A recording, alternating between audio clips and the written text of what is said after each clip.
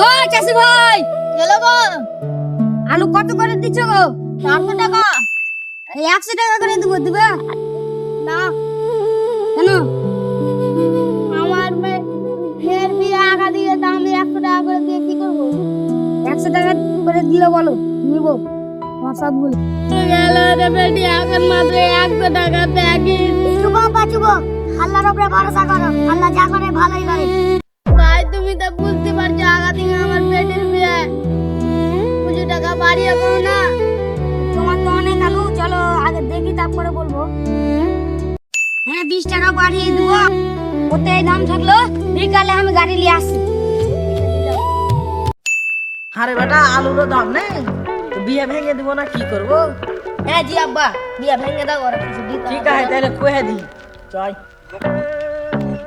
আসসালামু আলাইকুম ভাই। ওয়ালাইকুম সালাম।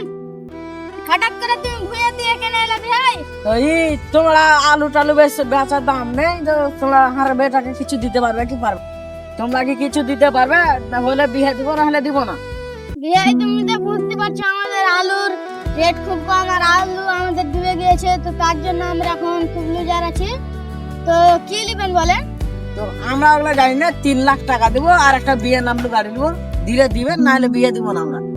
দেখা তুমি চাটা খেয়ে যাও। চা খাবো না ভাই, তুমি রাতের মধ্যে এগুলো ভেবে কমো, নাহলে হবে নাহলে হবে না। কি হলো, আমার বেটির বিয়েটা ভেঙে গেল।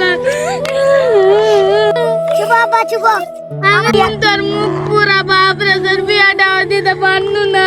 এগুলা কথা মুখে আনতে হয় না আব্বা, চুপ চলো এখন রেটে গে বাড়ি চলো।